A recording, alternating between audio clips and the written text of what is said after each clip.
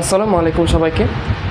আজকে আমরা physics first পেপারের নিউটনিয়ান মেকানিক্স চ্যাপ্টারের একটা ইম্পর্ট্যান্ট এবং মজার টপিক নিয়ে আলোচনা করব। টপিকটা হলো হেলানো তলে বস্তুর গতি। তাহলে চলো শুরু করি। আচ্ছা, এই টপিকের আমি 3টা কেস নিয়ে আলোচনা করব। প্রথম কেস হলো হেলানো তলে কোনো বস্তুকে তল বরাবর টানা অথবা ঠেলা।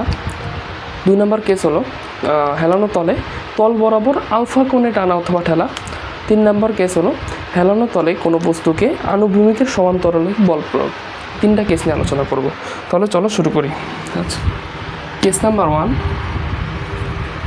কেস 1। আচ্ছা, যদি দেখি সেটা হলো হেলানো তলে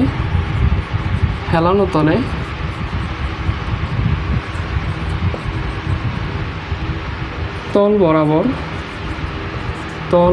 বরাবর বস্তুকে টানা অথবা ঠেলা। আচ্ছা, এই টপিকটা অনেক মজার একটা টপিক, ইম্পর্টেন্ট। আচ্ছা, হেলানো তলে তল বরাবর বস্তুকে টানা অথবা ঠেলা। যেমন এই যে একটা হেলানো তল, ধরি তলটা থিটা কোণে হেলানো একটা তল। এই তলের উপর ধরে একটা বস্তু আছে। এই বস্তুতে আমি তল বরাবর বস্তুকে টানবো অথবা ঠেলবো। ধরি আমি বস্তুকে টানতেছি, F বলে। আচ্ছা, এক্ষেত্রে বস্তুর ভর যদি M হয় তাহলে বস্তুর ওজন mg। আচ্ছা, mg। আবার এই কোণটা যদি থিটা হয় তাহলে এই যে এই কোণটাও থিটা, এই কোণটাও থিটা। এই জিনিসটা অনেকে বুঝতে পারে না। এটা এইভাবে চিন্তা করা যায় অনেকটা, যে আমি একটা তল, প্রথমে একটা প্লেন একটা সারফেসে আছে। এই সারফেসটাকে আমি একটু হালকা বাঁকলে এই যে আমার যে লম্ব রেখাটা এটাও তো হালকা এরকম মুভ করে। আমি একটা তল, এই তলটাকে হালকা একটু বাঁকালাম। আচ্ছা, বাঁকানোর সময় এই যে এই তলের উপর যে সারফেসটা, এই সারফেসটাও কিন্তু হালকা মুভ করে। এই জিনিসটাকে বাঁকালাম, দেন এই লম্ব রেখাটা পরবর্তীতে দেখা যায় এরকম হয়ে যায়। এটা যদি ভিজুয়ালাইজ করি, আমি এই সারফেসটা বাঁকালে এই জিনিসটা এভাবে বেঁকে যায়, এই লম্ব অংশটা। এটা অনেকটা একান্তর কোণ দিয়ে মিলানো যায় আর কি, 90 - থিটা দিয়েও করা যায়। বাট সবচেয়ে সহজ উপায় হলে এভাবে বোঝা যায়। আচ্ছা, তারপরে যদি দেখি, আচ্ছা, এবার এই কোণটা যদি থিটা হয় তাহলে এইটাও থিটা। এই বরাবর আণবিক যে উপাংশটা সেটা হলো mg cos থিটা। আচ্ছা, এই ওজনের উলম্ব উপাংশ ঠিক এই বরাবর ক্রিয়া করে, সেটা হলো mg sin থিটা। আচ্ছা, এখন কথা হইতেছে এখানে আরেকটা বল ক্রিয়া করে, সেটা হলো তলের প্রতিক্রিয়া বল। আচ্ছা, বস্তুটা যেই তলে আছে এই তলটাও বস্তুটার উপর একটা প্রতিক্রিয়া বল দেয়। আচ্ছা, এখন অনেকে এই প্রতিক্রিয়া বলটা নিয়ে একটু সমস্যার অনেকে মনে করে যে এই প্রতিক্রিয়া বলটা এই বরাবর ক্রিয়া করে, কিন্তু অ্যান্সার হইতেছে ভুল। কারণ প্রতিক্রিয়া বল, তলের প্রতিক্রিয়া বল সর্বদা তলের লম্ব বরাবর ক্রিয়া করে, তলের লম্ব বরাবর ক্রিয়া করে। আচ্ছা, তো তলের লম্ব বরাবর কি ভাই? আচ্ছা, তলের লম্ব কি এটা? না, তলের লম্ব হলো এইটা। আচ্ছা, যেই তলে আছে ওই তলের লম্ব বরাবর, অর্থাৎ আমার যে প্রতিক্রিয়া বলটা ক্রিয়া করবে সেটা অবশ্যই দিয়ে ক্রিয়া করবে, তলের লম্ব বরাবর। আচ্ছা, আপাতত এইটুকু বুঝতে পারছি যে আমি ধরি আমি এখানে বস্তুটাকে উপর দিকে টানতেছি, এখানে টানি, ঠিক আছে, উপর দিকে বস্তুটাকে টানতেছি F বলে, বা F বল, মোট কথা F বল প্রয়োগ করতেছি উপরের দিকে, টানা অথবা ঠেলা, সেটা হলো এই জিনিস। আচ্ছা, বস্তুটা আমার মুভমেন্ট করবে কোন দিকে? তল বরাবর মুভমেন্ট করবে। সেক্ষেত্রে যদি mg sin থিটার মান বেশি হয়, এই ক্ষেত্রে mg sin থিটা মান যদি f থেকে বেশি হয়, অর্থাৎ নিচের দিকের উপাংশ তল বরাবর নিচের দিকে উপাংশ যদি বেশি হয়, তাহলে বস্তুটা কি নিচের দিকে চাইতেছে, অর্থাৎ ঠেলতেছে। আর যদি উপর দিকে উপাংশ বেশি হয়, তাহলে কি বস্তুটা টানতেছে। এই ক্ষেত্রে যদি বলি mg sin থিটা মান এই ক্ষেত্রে যদি বেশি হয়, তাহলে বস্তুটা কী হইতেছে, ঠেলতেছি আমি। ধরলাম আমি উপরে আসি, আমি উপর থেকে বস্তুটা ঠেলতেছি। আর যদি f এর মান বেশি হয় mg sin থিটার তুলনায়, তাহলে কি বস্তুটা টানতেছি। আচ্ছা, টানা অথবা ঠেলা নির্ভর করে বস্তুটার যে দিক বরাবর উপাংশ বেশি, ওই দিক বস্তুটা ওদিক বরাবর মুভমেন্ট করবে। মূল কথা এটাই, টানা অথবা ঠেলার হিসাব বাদ। বস্তুটা যেদিক বরাবর ফোর্স বেশি, বস্তুটা সেই দিক বরাবর মুভমেন্ট করবে। আচ্ছা, এখন কথা হইতেছে যে এখন তো আমি ঘর্ষণ ফ্রিকশন কনসিডার করিনি। ধরলাম এই তলে আমার ঘর্ষণ বল ক্রিয়া করে, অর্থাৎ আমি ধরতেছি বস্তুটা এদিক বরাবর যায়, ধরি বস্তুটা এদিক বরাবর মুভমেন্ট করবে। অর্থাৎ এই ঘর্ষণ বলটা গতির বিপরীত দিকে ক্রিয়া করে। ধরি ঘর্ষণ বল এফকে, এই ঘর্ষণ বল গতির বিপরীত দিক বরাবর ক্রিয়া করে এফকে। আচ্ছা আচ্ছা, আরেকটা ইনফরমেশন দিই, ঘর্ষণ বল তলের ক্ষেত্রফলের উপর নির্ভর করে না।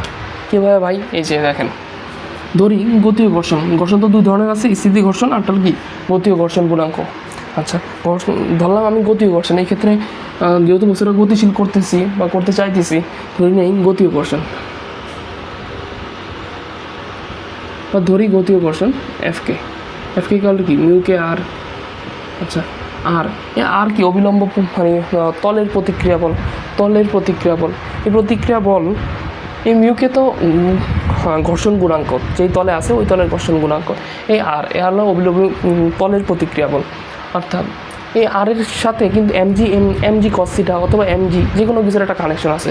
অর্থাৎ আমরা বলতে পারি যে এই ঘর্ষণ গুণাঙ্ক মূলত বস্তুর ভরের উপরেই নির্ভর করে। এটা আমার মেন উদ্দেশ্য না। আমার উদ্দেশ্য হলো ঘর্ষণ গুণাঙ্ক তলের ক্ষেত্রফলের উপর নির্ভর করে না। তল যত বড়ই হোক বা ছোটই হোক তার উপর নির্ভর করে না, কিন্তু বস্তুর ভরের উপর নির্ভর করে, প্রত্যক্ষ অথবা পরোক্ষভাবে নির্ভর করতে পারে। আচ্ছা, তাহলে ঘর্ষণ বল তলের ক্ষেত্রফলের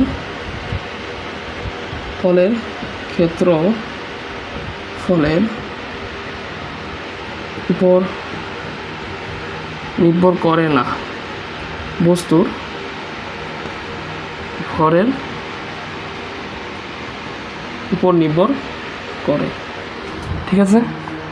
আচ্ছা, এই ক্ষেত্রে যদি এবার আমি চিন্তা করি যে আচ্ছা, এবার আমি যে এখন ধরলাম বস্তুটাতে স্থিতি ঘর্ষণ আছে। ঘর্ষণ তো দুই ধরনের, আমি ধরে নিই প্রথম বস্তুতে স্থিতি ঘর্ষণ আছে। স্থিতি ঘর্ষণ থাকলে কি বস্তুটা অবশ্যই স্থির অথবা গতিশীল হওয়ার উপক্রম, কিন্তু গতিশীল না। আচ্ছা, স্থিতি ঘর্ষণ, যদি আমি স্থিতি ঘর্ষণ চিন্তা করি,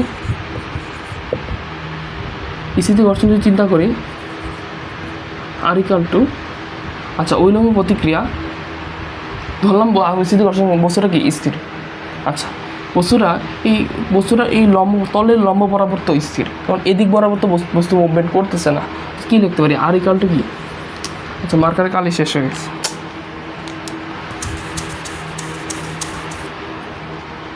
আচ্ছা, যদি স্থিতি ঘর্ষণ গুণাঙ্ক যদি কনসিডার করি,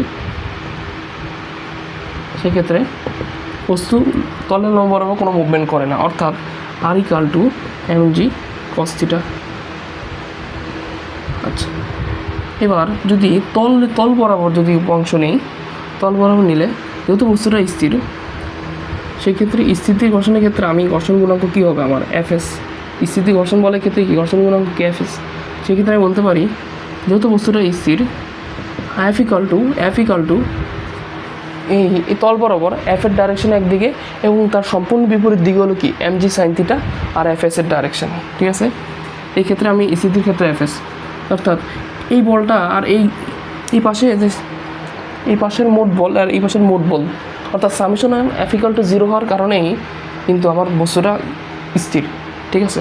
আচ্ছা, তাহলে কী বলা যায়? F equal mg sine theta plus fs। এটা কীভাবে? আচ্ছা আরেকটু ব্রিফ করি। আমরা জানি কি summation of F equal to কি এম এ। এবার সামেশন অফ এফের ডাইরেকশন একদিকে, mg সাইন থিটা তার বিপরীত দিকে, অর্থাৎ এই পাঁচটা যদি আমি প্লাস ধরে নিই তাহলে এটা হলো minus F minus mg sine theta. যেহেতু স্থিতি ঘর্ষণ সেক্ষেত্রে কি ঘর্ষণ কী করে? ঘর্ষণ বল। আচ্ছা এখানে আরেকটা জিনিস অ্যাড করি, এবং যেদিকে বল প্রয়োগ করা হয়, যেদিকে বল তার বিপরীত দিকে ক্রিয়া করে, তার বিপরীত দিকে ক্রিয়া করে।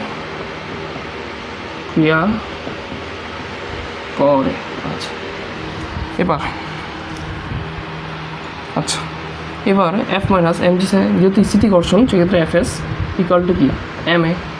এখন বস্তুটা কি স্থিতি ঘর্ষণ অবস্থা, কি বস্তুটা কি স্থির না গতিশীল? অবশ্যই স্থির। স্থির হলে কি বস্তুর কোনো ত্বরণ থাকবে না? থাকবে না।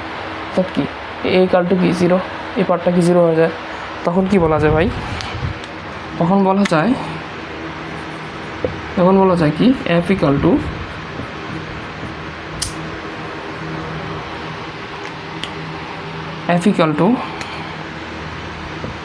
mg sine theta plus fs। আচ্ছা এবার যদি আমি গতি ও ঘর্ষণ অবস্থা চিন্তা করি, গতির ক্ষেত্রে কী হবে ভাই? গতির ক্ষেত্রে সবগুলা কেসেই আমার যে অবিলম্ব প্রতিক্রিয়া, এইটা অবিলম্ব যে প্রতিক্রিয়া তলের যে প্রতিক্রিয়া বল, এইটার যে মানটা আরের যে ভ্যালুটা, এটা স্থিতি এবং গতি ঘর্ষণ উভয় ক্ষেত্রে সেম। ঠিক আছে, কারণ এই বরাবর কিন্তু আমাদের কোনো ঘর্ষণ ক্রিয়া করে না, অর্থাৎ স্থিতি আর গতি ঘর্ষণ যাই হোক না কেন আর এর মান সবগুলা কেসেই সেম। আচ্ছা এবার গতি ও ঘর্ষণের ক্ষেত্রে যদি দেখি, গতি ও ঘর্ষণে কি আমার ঘর্ষণ বল কি এফকে, তাহলে কী বলা যায়?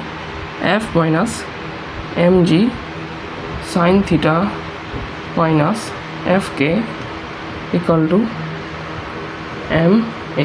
এক্ষেত্রে ত্বরণ তো আর শূন্য হবে না। ঠিক আছে, আশা করি বুঝতে পারছি। অর্থাৎ এই যে আমাকে প্রশ্ন তো এরকমভাবে বলে দিবে, এই প্রত্যেকটা এফের মান বলে দিবে, ভর বলে দিবে, থিটা মান বলে দেবে, দেন আমি বলতে পারে আমাকে এই যে ঘর্ষণ গুণাঙ্ক বের করো অথবা বস্তুর উপর প্রযুক্ত বল বের করো। দেন আমরা এই যে এই ফরম্যাটে এই স্টাইলে ম্যাথগুলো করবো আর কি। এই সূত্রগুলো ব্যবহার করে, এগুলো সূত্র না বাট কনসেপ্ট, এই কনসেপ্টগুলো ব্যবহার করে আমরা ম্যাথগুলো করবো। ঠিক আছে, আশা করি বুঝতে পারছি। আচ্ছা এবার যদি 2 নম্বর কেসে চাই, কেস 2, হেলানো তলে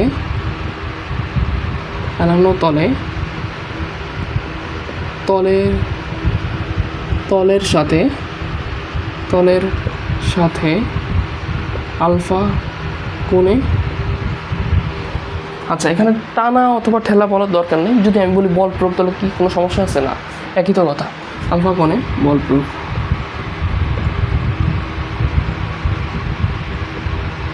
আচ্ছা এবার যদি একটা তল, এই মার্কার আজকে ব্যবহার করা যাবে না। আচ্ছা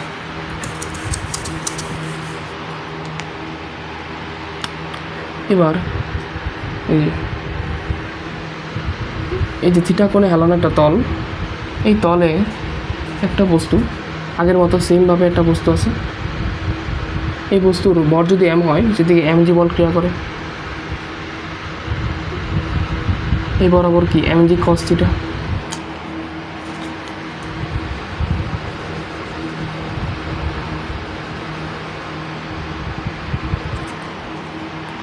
এই বরাবর কি কাজ করে? mg cos theta. এবার আমার বলটার এই বরাবর ক্রিয়া করে না, আমার বলটার এই বরাবর আমি ক্রিয়া করতেছি। বলতেছি যে এই তলের সাথে আমি আলফা কোণে, এই যে তলের সাথে আমি আলফা কোণে এফ বল প্রয়োগ করব। তলের সাথে আলফা কোণে F বল প্রয়োগ করব। ঠিক আছে, জিনিসটা অনেকটা লম্ব টাইপের হয়ে গেছে। এই তলের সাথে আলফা কোণে আমি কী বল প্রয়োগ করবো? F বল। আচ্ছা, আলফা কোণে আমি F বল প্রয়োগ করবো। এবার তাহলে এই যে তল বরাবর একটা উপাংশ থাকে এই বলে, এটা কি? F cos theta. মেন কথা, আমার এই ধরনের ম্যাথের ক্ষেত্রে আমি এই যে তল বরাবর একটা আনুভূমিক উপাংশ নিব আর একটা উলম্ব উপাংশ নিব, দেন আমি আর এর একটা মান রাখবো, আর তল বরাবর summation of F equal to কি? এম এ, নিউটনের প্রথম সূত্রের যে প্রয়োগটা আর কি। ঠিক আছে, নিউটনের দ্বিতীয় সূত্রের যে প্রয়োগটা। আচ্ছা, এই বরাবর আলফা কোণে F বল প্রয়োগ করি, তাহলে এই বরাবর একটা উপাংশ F cos থিটা, আর লম্বা বরাবর একটা উপাংশ কি? F cos থিটা না, F cos আলফা, মানে কি? F sin alpha. আচ্ছা, এবার কথা হচ্ছে যে এই ওজনের এই উলম্ব বরাবর একটা উপাংশ আছে, এটা কি? mg sin theta. আচ্ছা, ধরে নিলাম এখানে ঘর্ষণ বল ক্রিয়া করে গতির বিপরীত দিকে, F ঘর্ষণ বল F। আচ্ছা, কিন্তু এখানে আরেকটা বল বাদ পড়ে গেছে, সেটা হলো কি? তলের প্রতিক্রিয়া বল। আচ্ছা, ধরে নিলাম যে তলের প্রতিক্রিয়া কি? তলের লম্ব বরাবর ক্রিয়া করে, এই যে তলের প্রতিক্রিয়া বল এ বরাবর ক্রিয়া করে। ঠিক কি?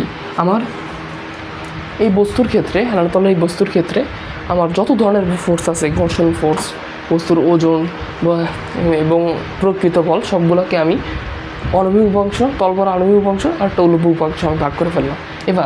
এবার কাজটা কি? যদি স্থিতি ঘর্ষণ হয়, স্থিতি ঘর্ষণের ক্ষেত্রে, আচ্ছা, তার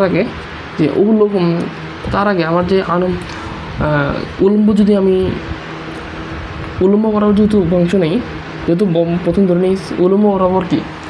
উলম্ব বরাবর বস্তু ভার্টিক্যালি বস্তুটার কোনো গতি নাই, তাহলে কি বলা যায়? উলম্ব বরাবর বস্তুটা স্থির, অর্থাৎ এই পাশের বল আর এই পাশের বল পরস্পর সমান, অর্থাৎ F sin আলফা প্লাস আর equal to mg cos theta.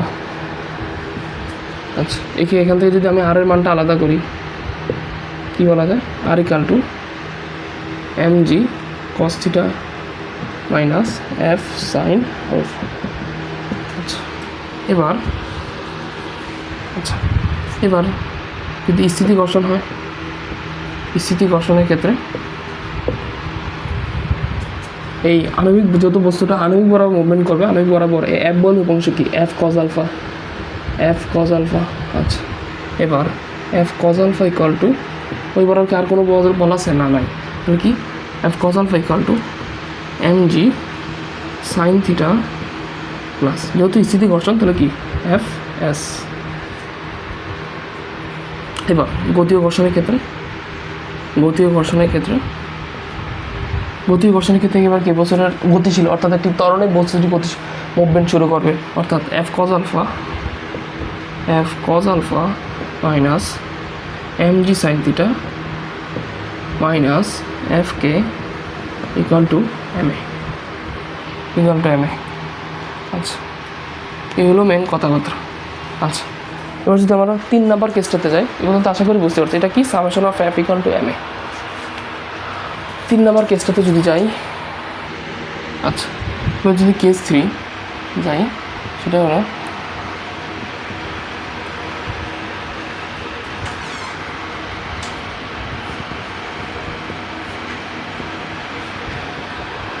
Case 3 ক্ষেত্রে যদি যাই, সেটা হলো হেলানো তলে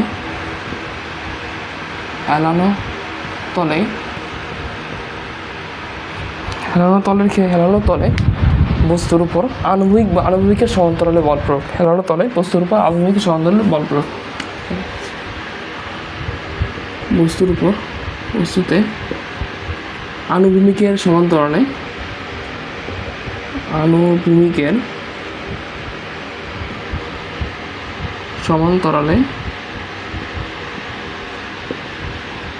বল প্রয়োগ।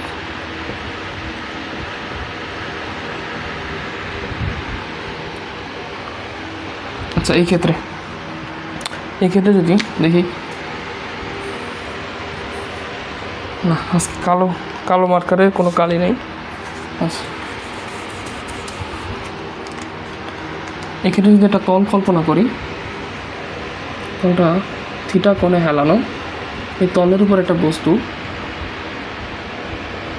এই বস্তুতে আমি আনুভূমিক কোণটা, এই যে এটা, এই তলে এই আনুভূমিকের সমতলে একটা বল যদি প্রয়োগ করি, F বল। এবার দেখো, একটু আগে আমার যে বলটা, এটা আমার তলের সাথে আলফা কোণে ক্রিয়ারত। এবার যে বলটা, সেটা হলো আনুভূমিকের সমান্তরালে, অর্থাৎ তলের সাথে আলফা কোণের নিচের দিকে ক্রিয়ারত, থিটা কোণে। আচ্ছা, এটা পরে আসতেছে। এবার এই বস্তুর ভর যদি এম হয়, তাহলে ওজন কি? mg। এটা যদি থিটা হয়, এটাও থিটা, এম এই পরানুভূমিক অংশ mg cos থিটা, আগের মতো সব সেম। এটা mg sin theta, mg sin theta. আচ্ছা, এবার কথা হইতেছে, এই F বরাবর F বল যেদিকে, আমার অনুভূমিক সেদিকে, অর্থাৎ এই লাইনটা যদি এখানে একটা লাইন কল্পনা করি, এই লাইন আর এই লাইন পরস্পর কি সমান্তরাল, অর্থাৎ কী বলা যায়, এই কোণ আর এই কোণ কি পরস্পর অনুরূপ কোণ। এইটা থিটা হলো, এটাও থিটা। আশা করি বুঝতে পারছি। এটা থিটা হলো, ওইটাও থিটা। আচ্ছা, এবার এটা যদি থিটা হয়, এই F বলের এই বরাবর যে উপাংশ কাজ করে, সেটা হলো F cos theta, F cos theta. আর যেহেতু এদিক বরাবর কোণটা এই পাশে আছে, অর্থাৎ এই বরাবর তার কি আনুভূমিক উপাংশ ক্রিয়া করে, অর্থাৎ F cos থিটা। আর এই বরাবর তার উল্লম্ব উপাংশ F sin থিটা। এবার তলের যে প্রতিক্রিয়া বল, এটা কিন্তু সবসময় ক্রিয়ারত থাকবে, অর্থাৎ এবারও তারা আর বল ক্রিয়া করে। আবার সেমভাবে অনুভূমিক তল বরাবর আর তলের উল্লম্ব বরাবর দুইটা উপাংশ আমরা ভাগ করে ফেলবো। আরেক ক্ষেত্রে বলা যায় r = mg cos theta plus F sin theta. যদি স্থিতি ঘর্ষণ বলি, আচ্ছা এই ক্ষেত্রে কিন্তু ঘর্ষণ আছে, এটা তো বস্তুর গতির বিপরীত দিকে।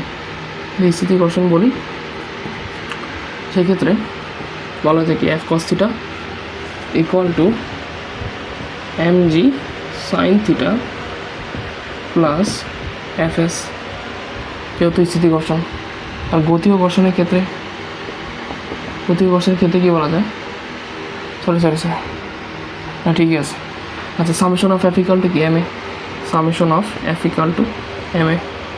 এবার summation of F = F cos theta একদিকে আর মাইনাস mg sin থিটা একদিকে = ma।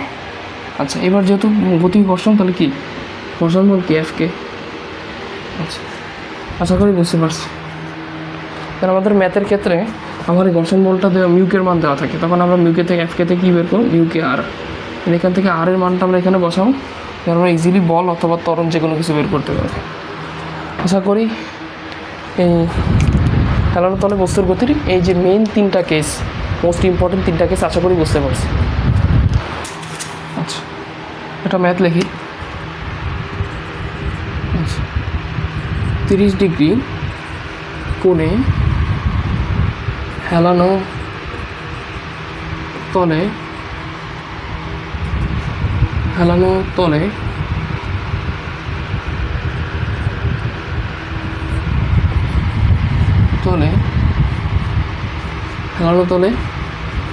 10 কেজি ভরের,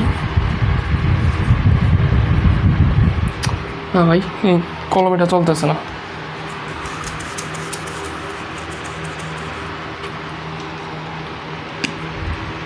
30 হেলানো তলে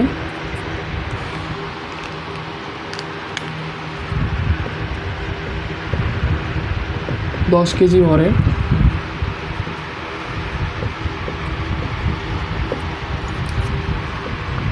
বস্তুর উপর আনুভূমিক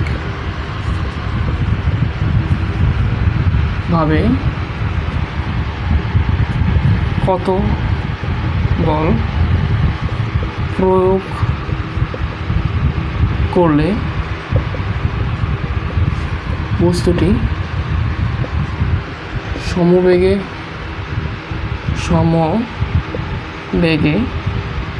উপরে উঠবে। ম্যাথটা কিন্তু আমার কত নাম্বার টাইপের সাথে মিলে, 1 নম্বর কেসের সাথে মিলে। 30 ডিগ্রি কোণে এখানে আমি সরি আনুভূমিকভাবে কত বল, এটা হলো এই যে 3 নম্বর কেসের সাথে আনুভূমিকের সমান্তরালে আনুভূমিকভাবে কত বল, আর খেলানো তলে 10 কেজি বলে বস্তুর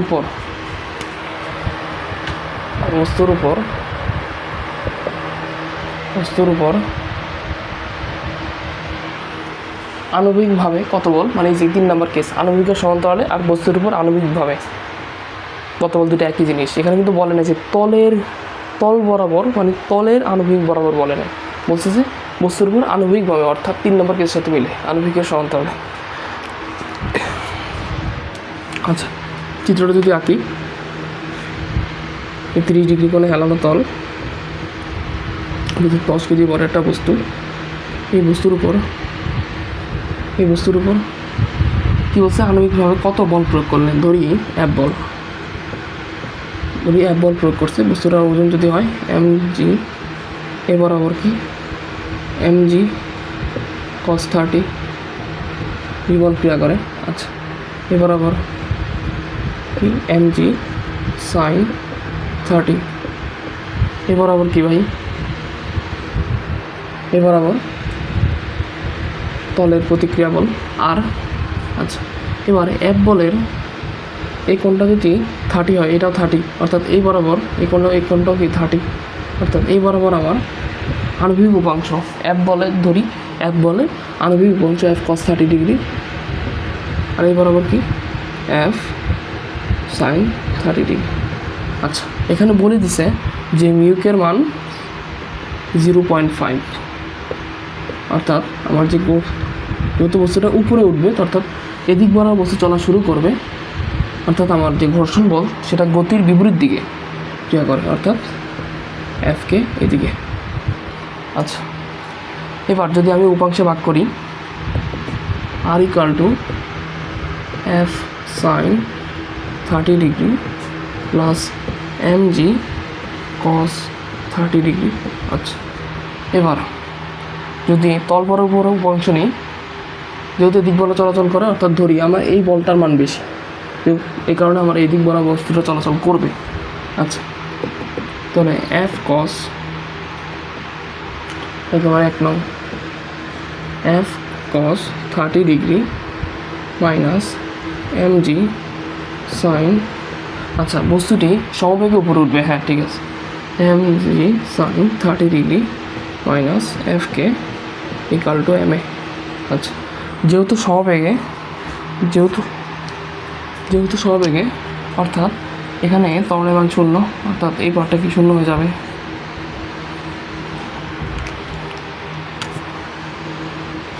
অর্থাৎ এই পার্টটা 0, অর্থাৎ কী লেখা যায়, F cos 30 degree equal to mg sin 30 degree plus mu k আর, F কি মানে কি মিউকে ইন্টু আর। আচ্ছা, মিউকের মান দেওয়া আছে, এবার আর এর মানটা 1 নং থেকে আর এর মানটা এখানে বসো, F cos 30 degree equal to mg sin 30 degree plus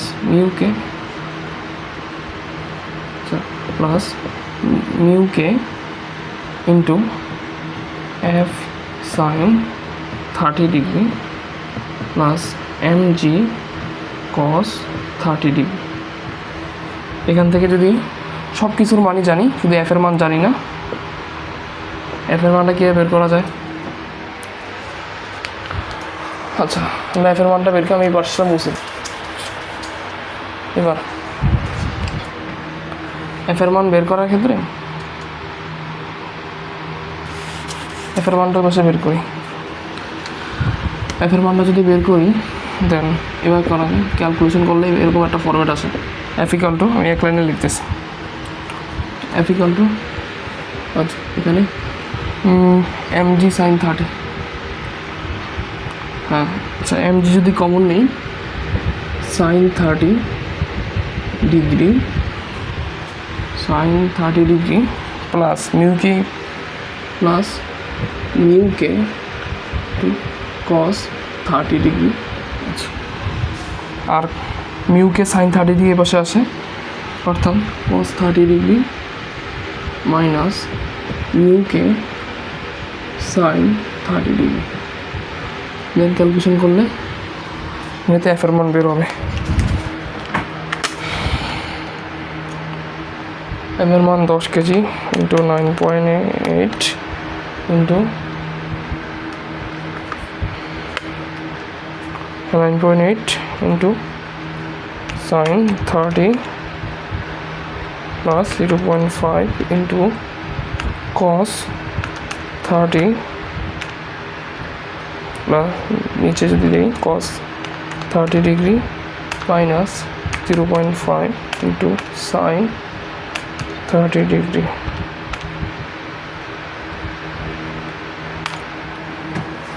আচ্ছা, আমার অ্যান্সার হলো 148.43 নিউটন। এটা হলো আমার অ্যান্সার। আশা করি বুঝতে পারছি। তো আমরা যে কনসেপ্টগুলো পড়ছি, যে কেস সিরিজ যে কনসেপ্টগুলো পুরো সেম অ্যাপ্লাই, একদম হুবহু সেম ধরনের অ্যাপ্লাই হয়েছে। অঙ্ক কিন্তু সেম, অঙ্ক কিন্তু সহজ, বাট আমরা যদি মেন কাজটা ওখানেই সহজ অঙ্ক, আমরা শুধুমাত্র উপাংশে বিভক্ত করব। ঠিক আছে, আশা করি বুঝতে পারছি। একদম আগেরটার মতো ম্যাথ, এবার শুধু আগেরটার ক্ষেত্রে কি উপরে উঠছিল, এবার কি নিচে নামবে। ঠিক আছে, একদম সেম আগেরটার মতো ম্যাথ। আচ্ছা, 30 ডিগ্রি কোণে হেলানো একটা তল, 30 ডিগ্রি করে হেলানো তল, এই তলে স্কেটিং জুতা পরে কত তলে নিচে নামবে। এই ধরলাম এখানে একজন, ধরি নিই এখানে একজন মানুষ আছে, এটা একটা মানুষ। আচ্ছা, এবারে বস্তুটা, এই মানুষটা নিচে নামতেছে। ঠিক আছে, আচ্ছা, এই যে একটা মানুষ, এই মানুষটা কি নিচে নামতেছে। নিচে এখন বলে নাই যে এখানে কোনো বল প্রয়োগ করছে, এখানে কিন্তু কোনো বেজিক কোনো এক্সটার্নাল কোনো ফোর্স প্রয়োগ করা হয়নি। অর্থাৎ আমি বলতে পারি যে বস্তুটা বল ওজন কাজ করে এদিকে mg, আর এটা এবার কি mg cos 30 ডিগ্রি। আচ্ছা, এবার কোনো এক্সটার্নাল ফোর্স প্রয়োগ করা হয়নি নিচের দিকে। বস্তুটা তার যে mg sin 30 ডিগ্রি উপাংশ, এই উপাংশের কারণে বস্তুটা নিচে নামতেছে। এখন কথা হইতেছে বস্তুটার উপর, বস্তুটা তলটা মানে, আচ্ছা এখানে হেলানো মানে কি অমসৃণ তল, এই অমসৃণ তলটা ঘর্ষণযুক্ত হওয়ার কারণে এর বিপরীত দিকে একটা ঘর্ষণ বল ক্রিয়া করে, সেটা হলো এফকে।